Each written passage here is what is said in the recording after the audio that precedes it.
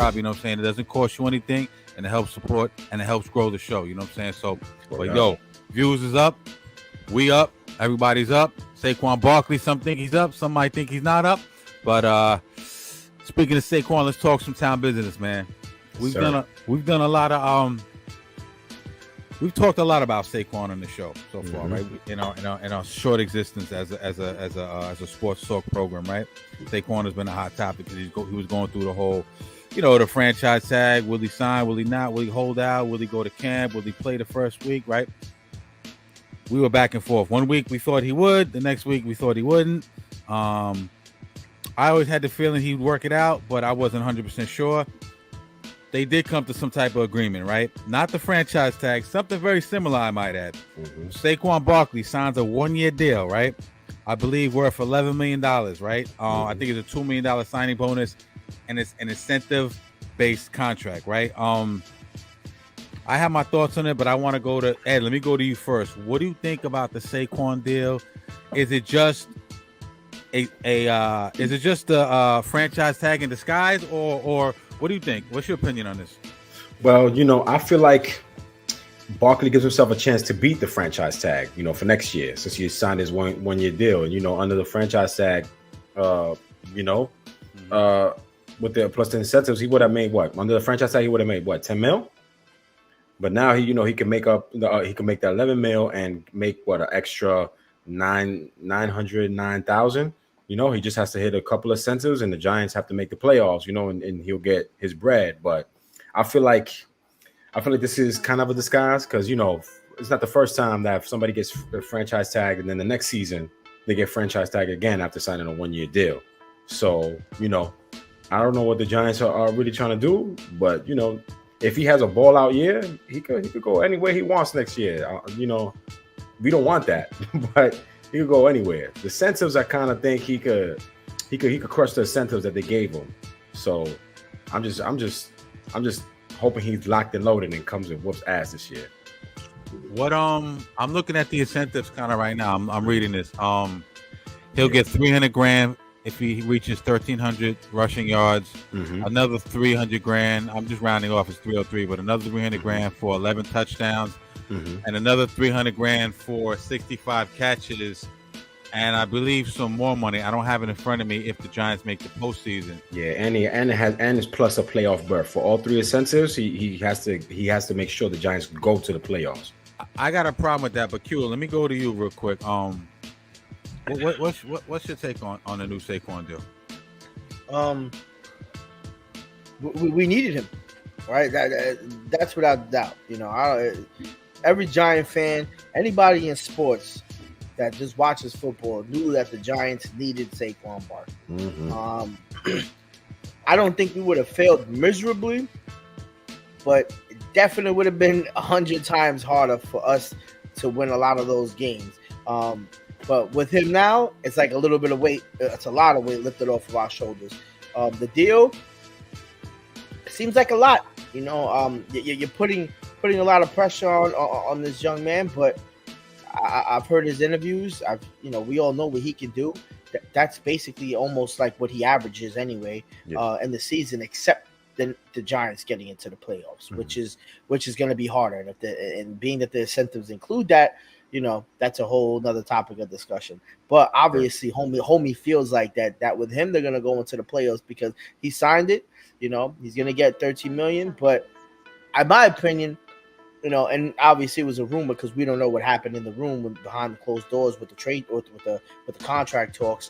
But if they did offer him $14 million, with maybe 25 guaranteed or whatever, I would wonder why he would have turned that down, because I don't know if this is because it's including a signing bonus. Now he's also giving the Giants another year. Hopefully they don't fuck him over, but I don't see them doing that. I think they're actually really testing him.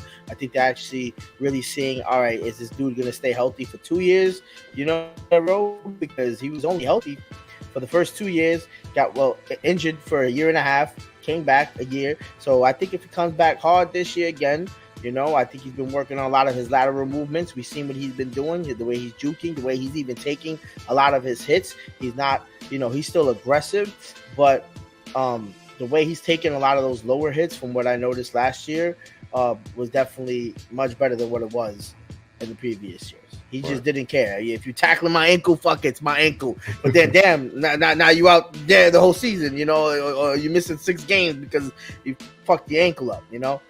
I really do like the signing, but you know, the topic of discussion is running backs getting fucked over, right? We all know this, and I feel like he's worth that. But I mean, I feel like he's worth a little bit more than that. But you know, then again, I'm not running that company, so I can't I can't say what they can give out. Right. But I just hope, homie, I hope he makes it. And you know, if he's listening or ever listens to this, I'm fucking, yo, bro. I'm rooting for you to make sure you slap all those incentives and goals out that box. Amen. You know, and show all these other running backs, yo, what you really worth and why you setting that bar that high. Because it's only really you. It's only him, but everybody else is damn near signed. We still got to see what Tony Pollard does and Josh Jacobs, you know. But you know. I don't like the deal. I like it for the Giants. I think it's a brilliant deal for the Giants. They all they did was disguise the franchise tag. Yeah. You know what I mean?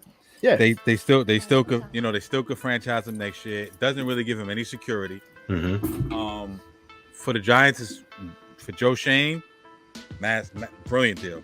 Masterful. For Saquon, masterful. For Saquon, not so much, man. And yeah, because they got a tough schedule. They have a tough schedule. And check this out. We talked about the whole running back situation in depth last episode, but I want to say this. For Saquon, listen, I understand it's a great business deal, right? But check this out. I'm not a businessman. I have no dog, you know, as far as in terms of business, I have no dog in this race, right? So I'm looking at it purely from a fan standpoint. I love Saquon. Saquon wants to be a Giant. He's a good kid. He says all the right things. He does all the right things. Doesn't get in any trouble off the court. And I've said this in the past. I'm going to reiterate it again. He has been the shining light in the dark room of the Giants the last, you know, 3 or 4 or 5, 6, whatever it was. It's been a while, you know what I mean? Even longer than that. He's been the only bright spot, man. We tune in on Sunday to see Saquon do his Barry Sanders 1-2, right? Word up. You know, I don't like that the incentives is attached to the playoffs. That means he's dependent on other people to get his money. If you wanted to give him an incentive-based deal, why not jack the price up a little bit, right? Why not let him earn? If you want to let him earn some money, let him earn some money, not $900,000. That's you know, in football terms, that's chump change. For us, you know, something different. You know what I'm saying? But for him, it's chump change, man. I don't think they doing him right. I don't think that gives him any security. I understand why he signed it, man. At the end of the day, he wanted to save some face, right? He didn't really want to hold out because some money, like I've said in the past, is better than no money, right? Obviously, right? The dude got his family to feed, but I'm a little disappointed with the Giants. And all you guys are gonna go in the comments and say, "Oh, it's a business." I understand it's a business. I'm not a businessman. I'm a fan. You know what I'm saying? I'm a businessman in other aspects, but not a businessman within the world of the NFL. Saquon, I'm with you, brother. I'm riding with you, man. I hope they take care of Josh Jacobs. Josh Jacobs don't look like. No, he ain't budging. Yeah, he's not budging, man. I know they had that big running back meeting with Nick Chubb and all these other guys. Yo, and I understand. Yeah, I understand. They're trying to do something, but they're not gonna be able to do something till that CBA comes around. But I'm happy as a football fan and a Giants fan. I'm ecstatic, man, because the Giants. we get to see him play. Yeah, word up. We need him. The Giants need him, and he is so vital in the progression of Daniel Jones, or you know, the regression of Daniel Jones, right? Yes. You know what I mean? That opens up the whole pass game. You know what I mean? Him without Daniel Jones this year, I think it'd have been a disaster, right? Yeah. So Daniel Jones, man, Daniel Jones got his bag. I feel bad for Saquon, man, because Saquon is part of the reason Daniel Jones got his bag. You know what I'm saying? Saquon, well, to be honest, and another thing to that is, and what just like came to my mind just now, you know, like we saw a lot of the improvements of the decision making and stuff like that, and the decision making was happening to be past the Saquon when Saquon was open.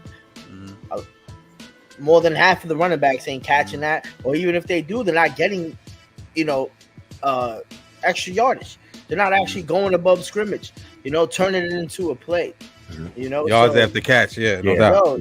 And And that's not Daniel Jones getting better. You know, that's him depending on the star of the team. It opens but the he game did up. he got better in other aspects. But you know, let's call a spade a spade. You know, like if a quarterback's in trouble and he's looking to his running back, then he's gonna have a good one. Like, you know, he's gonna dump it off. But he could have had somebody who would definitely go drop. You know, imagine Evan Ingram 2 years ago as a running back. He would have dropped. He would have caught like 3 passes as a running back. Yeah, and you know they picked up this guy James Robinson, like, you know, as a safety blanket. But you know, James Robinson, yeah, all right, but he ain't no Saquon. When I saw that pick originally, right when I saw that signing, I was like, remember Q, we were talking about, it was like, yeah. So they're gonna do it by committee, and they're gonna try to, you know, take little pieces of different, because James Robinson, he's not. He ain't no scrub, but he's no scrub. But one, he got hurt a lot, hasn't played a lot, and honestly, he's no Saquon Barkley, man. You know what I mean? So he's not dynamic like that. Let's just be honest. You know what I'm saying? But he's one of us now. I rock with him. They also picked up Cole Beasley. Not nice really vet. Sure. Nice vet. Not really sure what that's about. Our wide receiver room is stacked. Probably to teach them the system. I guess he's a Dable, guy, but teaching the system. That's how I viewed it, because he's a perfect slot receiver. You know, he's like a poor man's Wes Welker. Hasn't done really nothing in the last 2 years, man. Injured with Tampa Bay. I mean, I get it. He didn't do nothing with the Bucks either. I get it, but it's a move, like, you know, marginal move in my opinion. But as far as Robinson, like I said, I felt at the time they were trying to replace Saquon, man, with Breida, and you know they got the kid Eric Gray, but he's back on the team. Amen. I'm excited about that. Do you guys think that at the Giants signed Robinson because just to pour some more fuel on the fire and the competitiveness of Saquon Barkley, and maybe be like, hey, if we do this, you know, spend $1 million here, and maybe we can get him again and have him signed for just, you know, basically the same contract, you know, that we were trying to offer him before. Well, you know, for the franchise tag again, because that's what it is. It's just a franchise tag, which is a signing bonus and incentives. You know, incentives. Yeah. It's a little bit better than signing bonus, but he basically signed on for next year's franchise tag. Because next year, that's what the franchise tag is probably going to be. It's going to be somewhere in the $12 to $13 million range. Word. And his contract, you know, him signing this contract, he's still like the 8th highest paid running back. Out of 182 running backs in the league right now, he's the 8th. So, you know, he's top 10. Yo, ET, you have the list on you? The list of the 8 running backs? The top? Nah, to be honest, I just got his. Let me look real quick.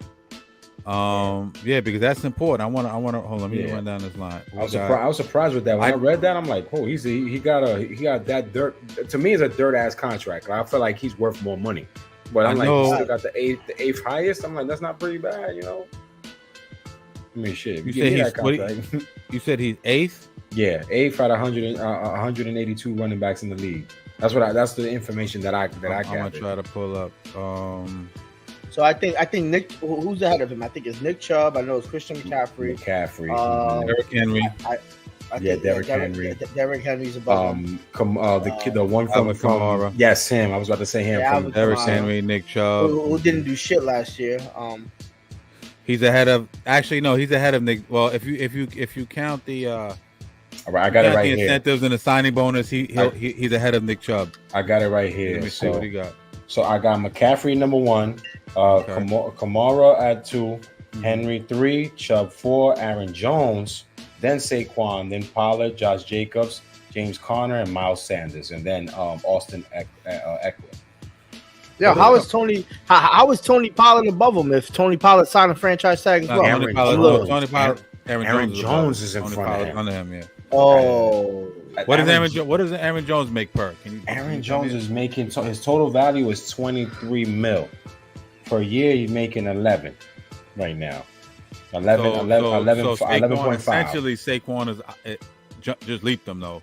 Because if you include the signing bonus, he leaped them. Yeah. But on paper, it's so you know they wanted to pacify him a little bit. I think he should be. I think he's the best back in the league. I know everyone's gonna say McCaffrey and Derrick Henry. Derrick Henry's the super power back. I think Saquon is the most versatile. I think he's the best back in the league. I think he should be paid as such. But you know, Saquon, go I'm sorry. Saquon, the type of back you could put him in any good situation, and he'll get your team to a championship. So yes, he's very versatile. It's like Q said, you could dump it off to him, you can hand it off to him. He's going to be there. He'll block if he needs screen. To block. You can line up in a formation. You know what I mean? Fuck around, he could do a flea flicker play for you. You know what I mean? Like he's just that type of dude, and he'll be blessed to be. Any team will be blessed to have him. And if he goes to a good situation, they'll win. You know what I mean? Not that the Giants can't win with him, because they you can see they win with him. He's 40% of the offense last year, but you know 100%. he's the type of back that you put him in any situation. You put him in San Fran, you put him any team, the Buffaloes, they're gonna fucking win. They're gonna fucking win with him. He's a Swiss Army. He's a Swiss Army. Exactly. He does a lot of shit. Daniel Jones. Go buy him a Rolex. Go buy him something with that big bag you got, man. Take care of him, hook him up. But yo, with that being said, let's take a shot for my guy Saquon. Saquon, we advocates of Saquon. We riding with you. We riding with you, Saquon, man. We were rooting for you. Like, if you would have sat out, I would have understood. I would have not hated you. Matter of fact, if you would have sat out, I would have bought his jersey. Like, I don't have one yet, but I'm waiting. I'm waiting for like. I don't know. I want him to like retire. I don't know. I'm just have this weird thing about buying jerseys there. Yeah, he's got to retire. And I think if he retires a Giant, I think they're eventually gonna take care of him. I think they're gonna make him sweat a little bit. But I think that if he retire, I think New York is the best place for him. You see Michael Strahan flourishing in his retirement. Michael Strahan's getting all the bags. Kiki Barber, Eli Manning has a dope podcast. There's Carl Banks is a media correspondent. I mean, the list goes on and on and on and on. So I think I do think that's a plus if you retire a Giant, you could possibly flourish in another field after that. But shot for Saquon right quick. My bad. Shot for Saquon. Let's go. Salute. I would like to say this though. I still got a bone